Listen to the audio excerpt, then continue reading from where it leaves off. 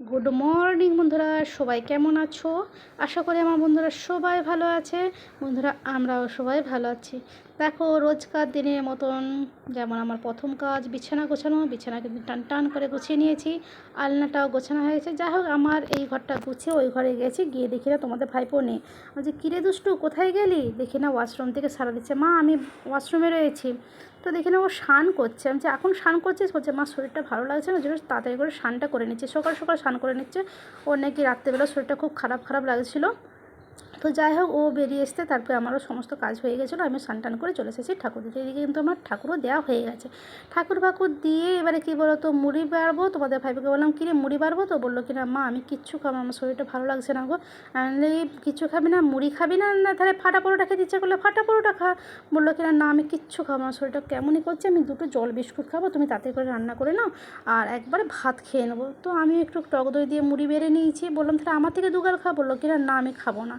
তো যাই হোক, আমি মুড়ি টুড়ি খেয়ে দিয়ে রান্না বসাতে আসবো। চালটা দেখে অল্পটুকুন রয়েছে। তোমাদের ভাই বললাম, বাবা চালটা একটু ঢেলে দিবি? বললো, হ্যাঁ ঢেলে দিচ্ছি, কেন ঢেলে দেবো না। তো ও পড়ছিল, পড়তে পড়তে যাই হোক বলতে ও চালের বস্তাটা বের করে নিয়ে আসলো। এত সুন্দরভাবে চালের বস্তাটা কাটবে, তোমরাও অবাক হয়ে যাবে। দেখো, একটু পাশ থেকে কী করবে, যে টানলে পুরো বস্তাটা কি সুন্দরভাবে খোলা হয়ে যাবে। আর আমি না একদম পারি না, আমাকে এটা অনেকবার দেখে দিয়েছে, কিন্তু আমি পারি না। আর এত বড় চালের বস্তা কিন্তু আমার চাকানোর ক্ষমতাও নেই, বুঝেছো তো। তো দেখো, কাজ করছে ঠিকই, কানে কিন্তু হেডফোনটা সমানে গজা রয়েছে, বুঝেছো, গান শুনতে শুনতে ওর কাজ হচ্ছে। দিয়ে আমাকে বলছে, মা চালটায় কেমন জানি পাউডার দেওয়া রয়েছে। আমি মা পাউডার যদি না দেওয়া থাকে চালটা এতদিনভাবে স্টে করবে কী করে? চালে পোকা হয়ে যাবে না? তো যাই হোক, চাল ঢেলে দিতে আমিও ভাত বসিয়ে দিয়েছি। আর এপাশে দেখো মাছও বের করে নিচ্ছে, আর এই পাশে কিছু সবজি বের করেছি। আজকে কিন্তু রান্নাটা একটু অন্যরকমভাবে করবো, জানো তো। হয়তো তোমরাও করো, জানি না।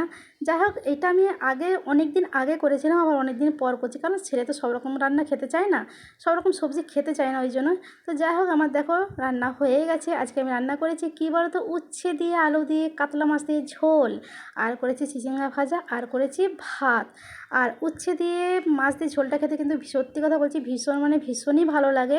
উচ্ছে আলুটাকে সরু সরু করে কুটবে, অল্প তেলের মধ্যে দেবে, একটু নাড়াচাড়া করে জিরে বাটবে, জিরে বাটা আর হলুদ গুঁড়ো দেবে। এতে কিন্তু কোনো লঙ্কার গুঁড়ো দেবে না। দিয়ে এবারে নাড়াচাড়া করে এবারে নুন হলুদ দিয়ে জল দিয়ে দেবে। ব্যাস, ফুটে গেলেই মাছটা দিয়ে দেবে, নামিয়ে মাছটা একটু ফুটবে, ফুটে গেলে নামিয়ে দেবে। ঝোলটা কিন্তু হেভি মানে হেভি খেতে হয়।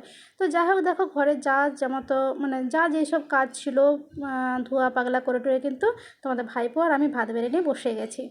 আমার মুখের দিকে দেখছে যে কী করেছো এটা, উচ্ছা দিয়ে মাছ দিয়ে ঝোল। হ্যাঁ, আমি বলছি হ্যাঁ, অ্যাকচুয়ালি ও যখন অনেকটাই ছোটো ছিল না তখন করেছিল, আর অনেক বছর পরেই উচ্ছা দিয়ে মাছ দিয়ে ঝোলটা করলাম। আমি যে ঝোলটা কিন্তু খুব সুন্দর হয়েছে, ঘাটটা হালকা করে নাচছে। হ্যাঁ, আমি যে কী রে কেমন হয়েছে বল। হ্যাঁ, ওর মুখের দিকে তাকিয়ে বলছি একটু ভালো হয়েছে, বুঝেছো।